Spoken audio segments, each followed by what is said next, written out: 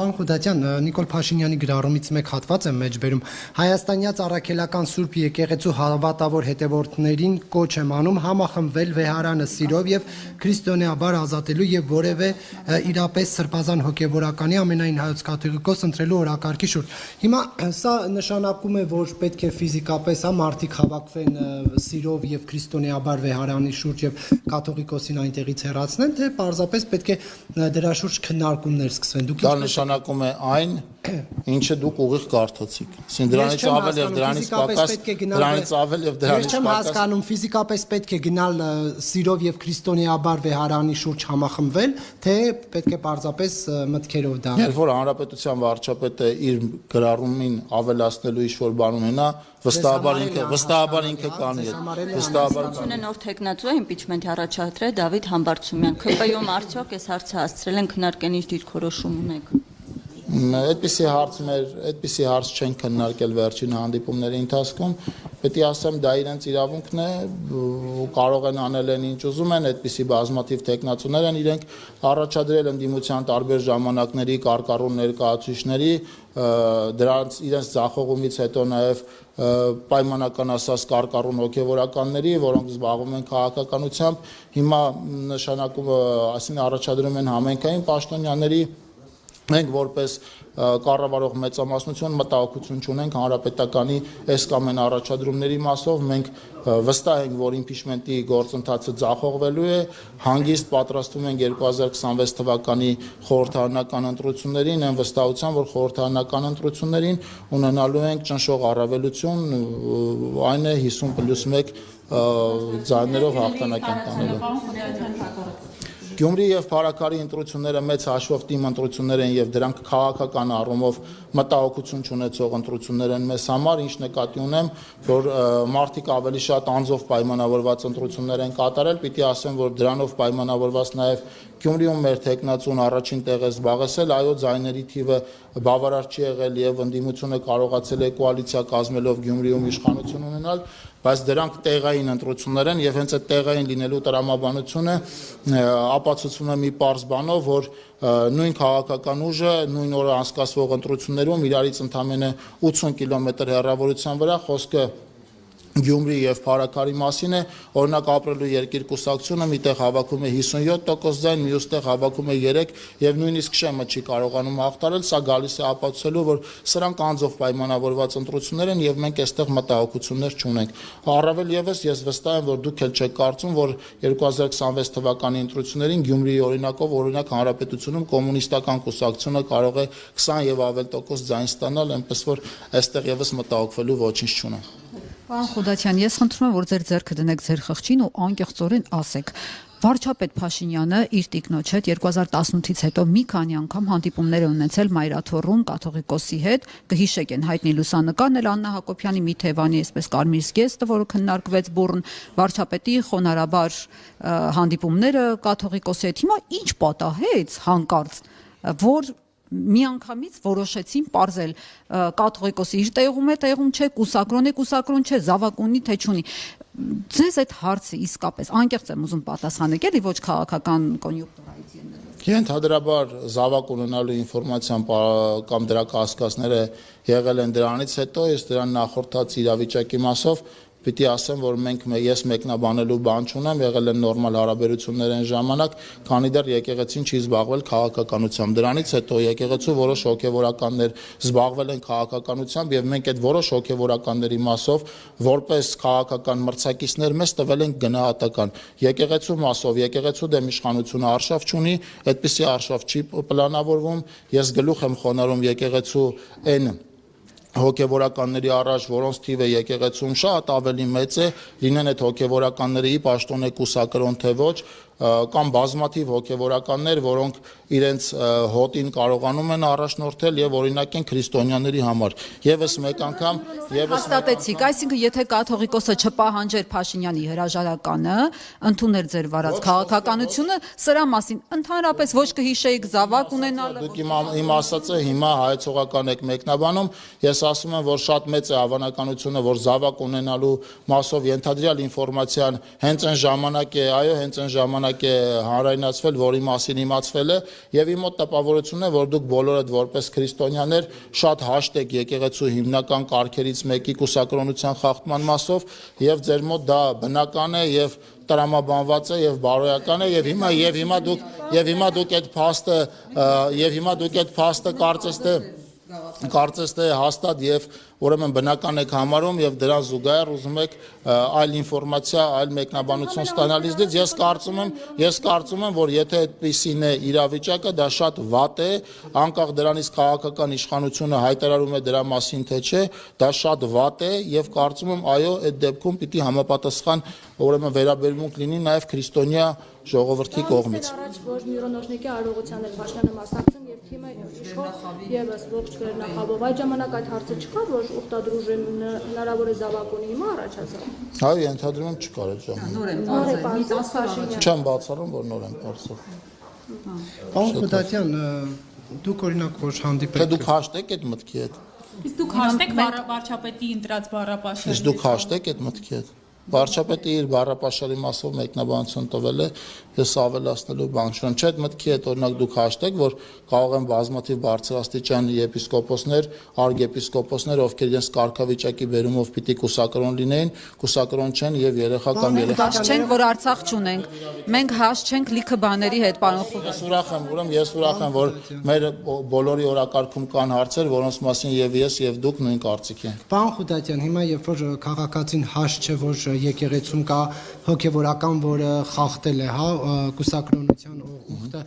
քաղաքացին հաշտ չէ նրա հետ, որ 21 թվականին գնացել է ընտրության, քվեարկել է ՔՊ-ի օգտին լրիվ այլ ծրագրի համար, բայց հիմա լրիվ այլ բան է տեսնում։ Այդ քաղաքացին ինչ անի։ Քաղաքացին քաղաքական process-ների մեջ այն քաղաքացիները, որոնք դժգոհ են, Հայաստանի Հանրապետության սահմանադրությամբ եւ օրենքներով սահմանված միջոցներ ձեռնարկելու հնարավորություն ունեն, դրանից հետո ենթադրում եմ այդ քաղաքացիների մի մասը, որոնք դժգոհ են կամ դժգոհություններ ունեն, որոշակի փողոցային process-ներում են ներգրավել, ինչին մենք նորմալ ենք վերաբերվում, եւ այն քաղաքացիները, որոնք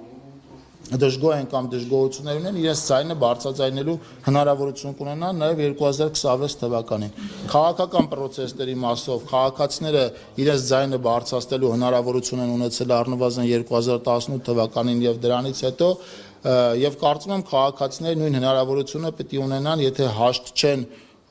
ուրեմն վեհարանում տեղ ունեցող process-ների հետ, ներառյալ կուսակրոնության ենթադրյալ խախտման մասով եւ խնդրում եմ քաղաքացուն չզրկել այդ հնարավորությունից եւ եթե կան այդպիսի քաղաքացիներ, որոնք դժգոհ են այդ քաղաքացիների ինչպես քաղաքական իշխանությունից, այնպես էլ հոգեվոր իշխանությունից դժգոհություն արտահայտելու իրավունք եւ հնարավորություն։ Դուք հաշտեք, պարոն Խուդատյան, դուք հաշտեք Արցախի հայաթափման հետ, հաշտեք Արցախը Ադրբեջանի կազմում ճանաչելու հետ։ Հաշտեք այս երկու հարցերը։ Եվ եթե հաշտ չեք, արդյոք այդ իշխանությունը, որի օրոք մենք Արցախ ենք կորցրել, չպիտի նույն ձև, ոնց որ վեհարանից են պահանջում հանել, չպիտի նույն ձև կառավարությունից հանել։ Իշխանությանը հանելու միակ լեգիտիմ ուրեմն եղանակը 2026 թվականի ընտրություններն են, դրանից նախորդող միակ լեգիտիմ հնարավորություն են եղել նաև 2021 թվականի ընտրությունները եւ 2021 թվականի ընտրություններին Հայաստանի քաղաքացիների ճնշող մեծամասնությունը իշխանության հնարավորություն է տվել շարունակելու պետական կառավարումը մինչեւ 2026 թվական։ 2026 թվականներին եկել է իշխանության համաժողովրդական մեծ ընդվզման թավշյա ոչ բռնի հեղափոխության արդյունքում եւ դրանից հետո արդեն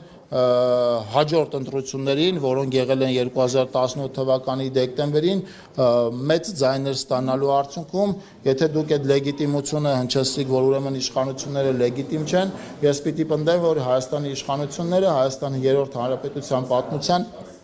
ամենալեգիտիմ իշխանություններն են, որովհետև այդ ընտրությունների արդյունքները նախ վարչապետի ուղիղ ընտրությանը ազգային ժողովում մասնակցել են նաև այդ ժամանակ իշխող, դրանից հետո արդեն ուրեմն ընդդիմադիր դարձող բազմաթիվ քաղաքական գործիչներ են քվեարկել վարչապետի օգտին եւ այդ հարցը առաջին հերթին հենց իրենց պիտի տրվի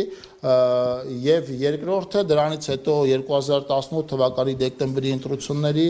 արդյունքները քաղաքական ընտրություններին մասնակից քաղաքական ուժերի եւ նաեւ չմասնակից քաղաքական ուժերից ոչ մեկի կողմից չի վիճարկվել, հետեւաբար այո, այդ պնդումի իմ տեղին է, կառավարող մեծամասնությունը Հայաստանի Հանրապետությունում լեգիտիմության բարձրագույն մակարդակ ունեցող մեծամասնություն։ Եթե մի ծրագրով ընտրվում են մի ուրիշ բան անում են, դրա լեգիտիմությունը Ինչպես։ եթե մի ծրագրով ընտրվում են ու չեն անում իրենց ծրագիր, այսինքն լրիվ ուրիշ հակառակ ուղղությամբ է գնում, Արցախի հարցը դնում են մի կողմ ինքնորոշման իրավունքից էր կառավարությունը գնահատականներ են, իսկ ճշող մեծամասնության գնահատականը ճշող մեծամասնության գնահատակը դուք 2020 թվականին էլ 2020, հա, իմ ասեմ 2020-ն էլ այլ բան եք փաստներ կասնում, 2021-ի ընտրությունները այլ իրավիճակ ցույց տվեցին, հիմա այսօր այլ բան եք ներկայացնում, ես վստահ եմ, որ 2026 թվականի հունիսյան ընտրությունները այլ իրավիճակ են ցույց տալու։ Ձեր կարծիքով զավակ ունենալն է ավելի շատ մեծ մեղք, թե վարած քաղաքականության արդյունքում բազմաթիվ զավակների մահվան պատճառ դառնալը։ Հենց այդ նույն հարցը, հենց այդ նույն բառապաշարով եւ հենց այդ ձեր կողմից հնչել է ընդամենը մի քանի օր առաջ, այստեղից ոչ մեծ հեռավորության վրա էլի ազգային ժողովում, ես այդ նույն հարցին տվել եմ պատասխան եւ այդ պատասխանին ավելացնելու ոչինչ չունեմ։ Ինչ եք ասել ներողություն։ Ձայնագրությունները կան, կարող եք նայել, վստահաբար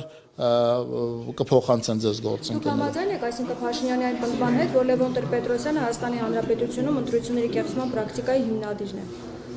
Եթե նկատի ունենք նախագահական երկրորդ ընտրությունները իր երկրորդ ժամկետի հետ կապված Հայաստանի ճնշող մեծամասնությունն է այդ կարծիքով համակարծիք եւ այդ մասը բազմաթիվ անգամներ քննարկվել է նաեւ ընդդիմության ուրեմն հետ պատերազմյան ժամանակների լիդերը եւ վարչապետի կարկառուն տեխնացուն է ընդդիմության պնդել դրա մասին այնպես որ այս հարցը խորհուրդ եմ տալիս նաեւ տալ ընդդիմության այն ժամանակվա 2018-ի հետ պատերազմյան 2020-ի հետ պատերազմական ժամանակների ընդդիմության կարկառուն լիդեր Վազգեն Մանուկյանը։ Լավ Նիկոլ Փաշինյանը 2015 րոպեին հետ է հանդիպում, միայն դրանից հետո նոր Բազմաթիվ այդպիսի խոսակցություններ են եղել, ոչ դուք սխալվում եք, բազմաթիվ այդպիսի խոսակցություններ են եղել, բազմաթիվ այդպիսի մեկնաբանություններ են եղել, եւ եթե այդ մեկնաբանություններին ժամանակ տրամադրեք, վստահ եմ համացանցը դրանք գտնելու հնարավորություն կա։ Նիկոլ Փաշինյանը 2008-ին գոռում Լևոն 2008-յան պրոցեսների մասով լրիվ այլ իրավիճակ ենք ունեցել, որովհետև փաստացի մի կողմում եղել է ժողովուրդը իր նախագահական ընտրությունների տեխնացիով, մյուս կողմում եղել է ժողովրդից իշխանություն խլած քաղաքական մեծամասնությունը, որը դրանից հետո մարտի 1-ից, այսինքն հետո 10 տարի իշխելու երկիրը կառավարելու հնարավորություն է ունեցել եւ այն պրոցեսներում, որտեղ մի կողմում ժողովուրդն է, իսկ մյուս կողմում ժողովրդից ուրեմն ընտրակեղծիքների միջոցով իշխանություն խլել ցանկացողները, այդ դեպքում այլ տեղ քան ժողովրդի կողքն է կանգնելու հնարավորություն չկա։ Իմիջիալոց այդ նույն տրամաբանության մեջ վարչապետը նաև 2013 թվականի ուրեմն նախագահական ընտրություններից հետո, երբ որ ինքը մասնակցում է Ռաֆի Հովհաննիսյանի կազմակերպած ուրեմն հանրահավաքներին ինքը հենց դրա մասին նաև այնտեղ է ասել 2013 թվականին, որ ես ի սկզբանե չեմ աջակցել Ռաֆի Հովհաննիսյանին, բայց երբ որ ստեղծվում է մի իրավիճակ, երբ որ մի կողմում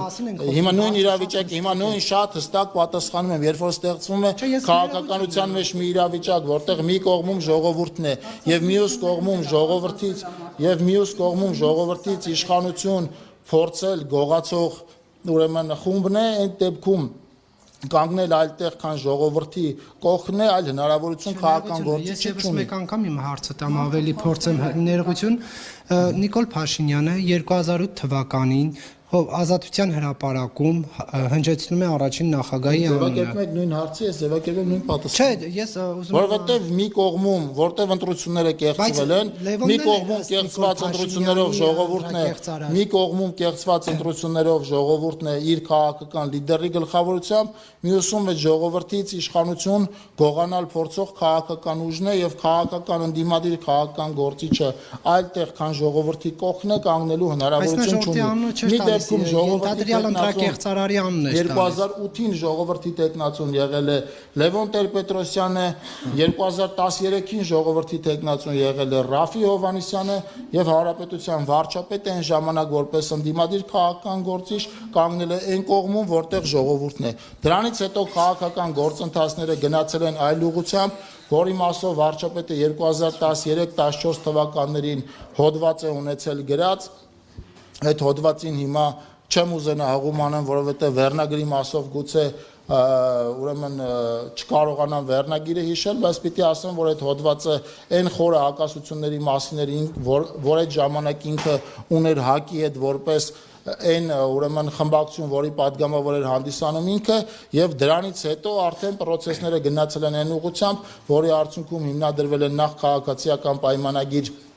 հանրային քաղաքական միավորումը եւ հետո հանրային քաղաքական միավորումը դարձել է կուսակցություն, հետո այդ կուսակցությունը ընտրություններին ստացել է Հայաստանի Հանրապետության քաղաքացիների մեծամասնության ձայները, հետո հաջորդ ընտրություններին հաստատել է էլի այդ մեծամասնության ձայները եւ գնում է այն ճանապարհով, որ 2026 թվականին էլի կստանա Հայաստանի Հանրապետության քաղաքացիների մեծամասնության ձայները։ Վարչապետ Փաշինյանը միացնում եմ լսեք։ 1999 թվականի հոկտեմբերի 27-ից հետո մի քիչ էլ հետ գնա։ Դուք գուցե այդ գնալու ցանկություն ունեք, ես պատասխանում եմ ձեր հարցին։ Ես գիտեք ինչ, ես խնդրում եմ իմ ազնվությունը կասկածել մի դրեք, որովհետև ես միշտ ազնիվ եմ եւ ես պատասխանում եմ ձեր հարցին։ Դուք ինձ հարցնում եք ինչ եք կարծում, երբ է դրվել հիմքը։ Ես ասում եմ, որ հիմքը դրվել է 1999 թվականի հոկտեմբերի 20-ին։ Ենթադրում իմ ասած հոդվածը տպագրվել է սրանից հետո։ Չէ, սա ավելի վաղ ժամանակների հարցազրույց է, որի մասը իհարկե կոնտեքստին չեմ ասում։ Ազնվորեն ասում եմ 99-ի հոկտեմբերից է։ 2013 թվականի տարեվերջին կամ 2014 թվականի տարեսկզբին վարչապետը ուրեմն հեղինակել է հոդված, որտեղ նշում է իր հակասությունների մասին Հայ ազգային կոնգրեսի հետ եւ դրանից հետո process-ները գնացել են այն ուղղությամբ, որի ականատեսնեք դուք վերջին տարիների ընթացքում։ Ուզում եք ասել վարչապետը էսել է նոր իմացել, ինչպես կաթողիկոսի զավակի մասին, այդպես էլ Լևոն Տեր-Պետրոսյանի ընտրակեղծարար լինելու մասին նոր է իմացել վերջին։ Դուք կարճ 20 վայրկյանանոց տեսանյութ եք ասում, որի բովանդակային մասով ես հիմա ծանոթանալու հնարավորություն չունեմ։ Ես ձեզ ասում եմ այն հոդվածը, որով 2014 թվականին իմիջիալոց շատ պարզ եւ կոնկրետ մատնանշվել է այն քաղաքական հակասությունները, որոնք եղել են ժամանակին Հայ ազգային կոնգրեսի հետ, որից հետո արդեն ասացի process-ները գնացել են իմ ասած ուղղությամբ։ Նույն Լևոն Տեր-Պետրոսյանի կուսակցությունով դարձել է падգամավոր, առաջին անգամ այդպես է մտել։ Վարչապետը Հայ ազգային կոնգրեսում, շատ լավ, վարչապետը Հայ ազգային կոնգրեսում այնպես չի, որ ինքը այդ ձայների ստացման process-ում մասնակցություն չի ունեցել, էական մասնակցություն է ունեցել եւ դրան հաջորդող process-ները ներառյալ Թավշյա ոչ բռնի հեղափոխությունը ցույց տվեցին եկան ապացուցելու, որ վարչապետը քաղաքացիների աջակցությունը վայելող քաղաքական գործիչ է եւ հետագա process-ները սրա ուրեմն մասին են խոսում մինչ օրս, իմիջիալոց մինչ օրս։